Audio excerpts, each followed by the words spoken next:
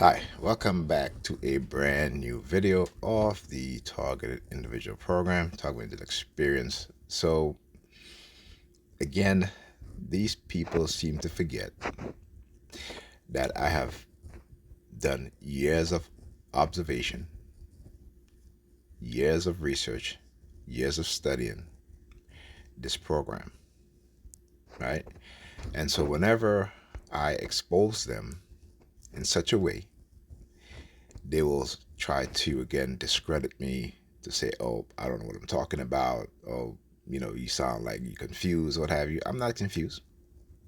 Okay. We as TIs, we're not confused when we talk about what is happening to us, particularly those who are true TIs. I'm not talking about those who talk about being abducted by aliens and all this bullshit, right? That's a CIA plant, right? And again, that's to avoid the dark triads within the US government, its security and law enforcement agencies, from being held responsible for committing non-consensual human experiments. Okay, so for those who like to say, oh, I don't know what I'm talking about, because that's their narrative, particularly when I prove what it is that I'm saying, and they try to discredit me. All right, I want you to pay attention to this. Okay, this is from 2012. And we've been talking about this. WSTI has been talking about this even before that, how they use colors. And I talk about color psychology, right? Psychological warfare using color psychology. Okay, so listen to what this jury expert said, which again doesn't make any sense. They wanted to present a sort of a unified front. Now, why would jurors want to prevent a unified front when they're on the jury, right? And there's a trial going on.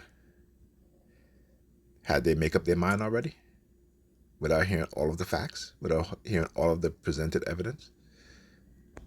Okay, so this again, I like to bring this up because again, from time to time, whenever I expose certain things, all of a sudden they will be like, oh, he's crazy, you don't know what he's talking about, and blah blah blah.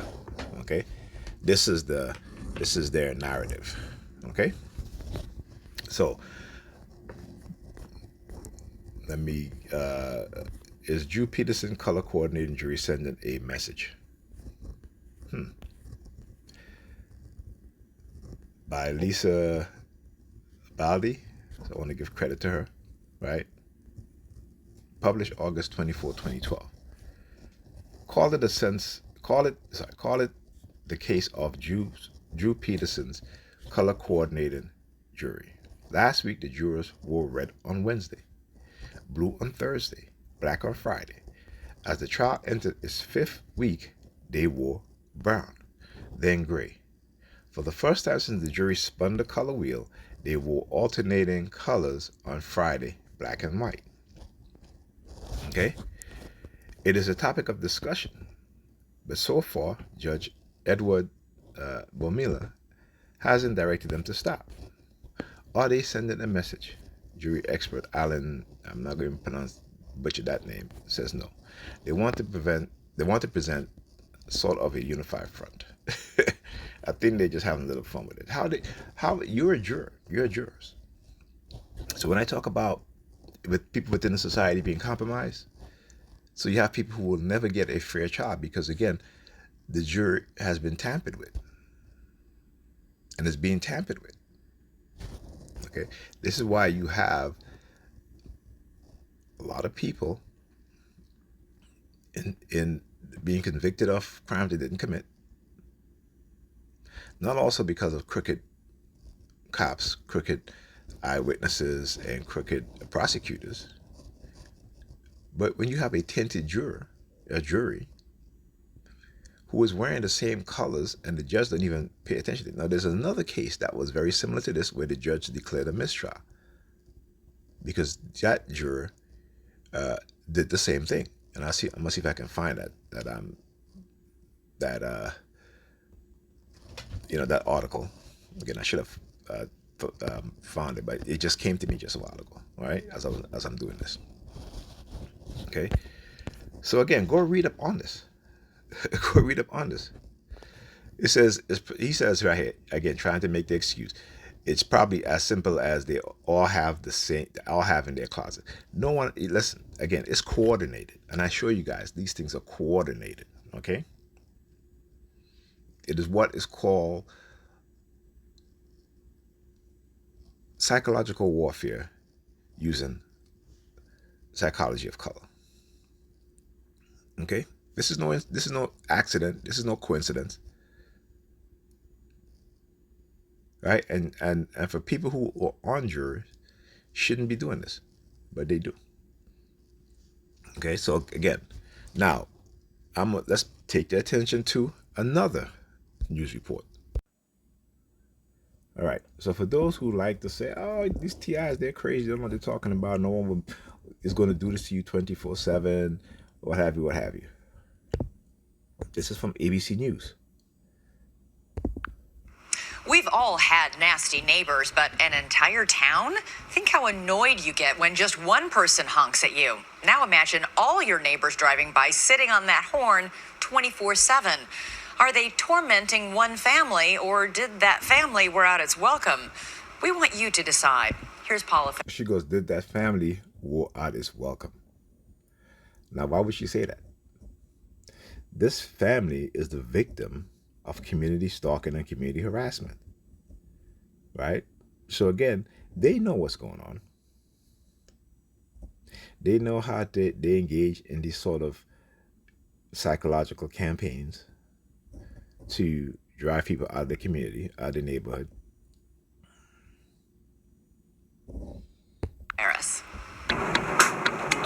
Of all the homes in Hubbard, Ohio, it might be the last one you'd expect folks to fight over. But this vacant house on East Liberty Street is the hottest property since good old Nehemiah Hubbard founded the town 200 years ago. Oh, what a fuss over a little fixer-upper. This all started in 2007 over a simple real estate deal, correct? Right. It was the property next door here. Meet Rick and Cindy Kurlich, longtime Hubbard residents. They say all they wanted was to buy the property next door. The only problem? It wasn't for sale. These folks, John and Marlene Clementi, had inherited half the house. The other half was tied up in court. But Rick Kurlich tried to buy it anyway, even though it had been in the Clementi family for generations. I says, well, you're not getting my land. And I said, that's not right. It's my family since 1922. How could you do that?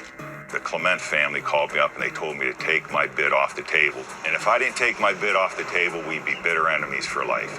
Rick never got the house, but he says he's still paying for what he did. As the town fire chief, Clementi had lots of friends, and suddenly Rick and Cindy say it seemed like I mean, what did he do? Right? Obviously, the house was listed for sale if he went to make a bid on it. Right? But again, I want you to understand how people can be radicalized. Very easy. every single one of them was driving by, honking the horn, and it wasn't to say hello.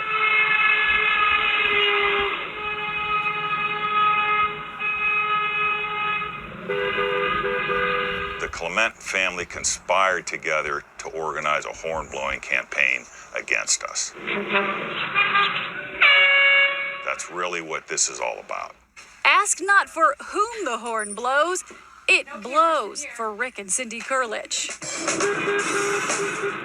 In the beginning, it was 100 times a day. 100 times a day. 100. So they began planning their payback. Their house now bristles with expensive surveillance cameras. As we were looking them over, just watch what... Okay, so again, this is what this person had to do. This guy spent close to $20,000 or $30,000 on surveillance camera just to prove what he's saying. I just have my cell phone, okay? And I bought this cell phone second hand, okay? You know what I'm saying? Again, this is what I have to do to prove what I've been saying, to gather the evidence. And for those who who watch my video and say, "Oh, this person is crazy," or "These people are crazy," you can't dispute the facts. Just like you would say, "This man is crazy," because if you said that, people driving by, blowing the car horn. When I talk about recognizing that certain distinct car horn that they use in my targeting, I want you to listen. It happened. The last camera is down here on the tree. Okay. Oh, somebody just honked their horn. Did you hear that? Yeah, it's never Was that a ending. friendly honk? Probably not. Okay. Rick says his ear is now finely attuned. You can tell an import horn from. So, like I said, there are times when cars are honking, and I know it's not geared towards me. But there are times when that specific sound, okay, that I know, because my ear has been fine-tuned to recognize that sound. A domestic horn. Who are these horn blowers? Not just people in the town, but people who work for the town. Firefighters, including some from the department John Clementi ran, and police. Here's one of Hubbard Township's finest, not serving, not protecting, just honking. It's enough to wake the dead. This hearse caught 10 times. Yeah. And would you look at this? I've said this. I've said, because they did the same thing to me. They did the same thing to my brother. They were using hearses. All right, those sort of threats. Horn on the bus goes. An education for Hubbard's next generation of horn blowers. Rick and Cindy renamed their dining room the evidence room. Wow. So again, right, let me just flip this over. I had to do this video because last night when I got home, right, after proving, like I said, when I got off the bus, what happened? Only person I got off the bus with me was wearing a red hat. Right? All throughout the day. And this is why I do what I do. Not just for me, but for TIs and for those who will probably be targeted in the future. And to make others aware of what is going on. Right? You have radicalized minds within our society. Whether they be from religious institutions, whether they be from gangs, what have you, this sort of mindset permeates within the American society. And like I said, if you really want to understand the damage and the danger, look at COINTELPRO. Right? And that's just the psychological aspect of this thing. Go research Zoom. Right?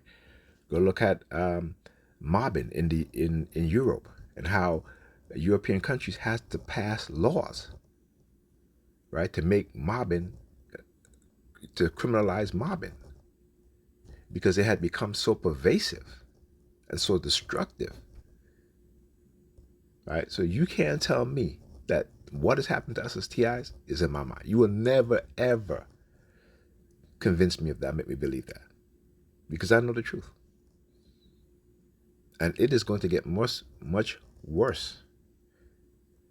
And TIs are going to fight back, whether doing it how I'm doing it or physically. And it's going to be more and more of perps as well as TIs getting harm. Okay? Because the power that be, even though every single TI are under surveillance, you might go to a restaurant, go into the bathroom, and they will leave weapons for you because they've radicalized you as a TI. They've made you angry to now, they've turned you into some sort of mass shooter or this person who exhibit extreme violence. Right? And no one would know what happened to you. Okay? So you have to be aware of that. All right? Because they've tried to do it with me. They've tried to do it with other TIs. And it didn't work. Why? Because it was never, let me just say, because I had gotten information, right? Certain information about this stuff before to make me think. right? To make me think, not believe, to make me think. Okay? Other TIs, Myron Mays, Aaron Alexis, Yvonne Hillard, others, I forgot the Asian guy upstate New York, who they radicalize. Right? And this is how they get rid of you as a TI. This is how they get rid of you. This is how they get rid of committing non-consensual human experimentation on you and using psychological tactics and methods, brainwashing, whatever you want to call it, right? Aggressive persuasion, to radicalize your mind so that you will commit some sort of violence or what have you, and they can get rid of you. And no one would ever know what was done to you. Okay? So, with that being said, I'll talk to you guys on the next video.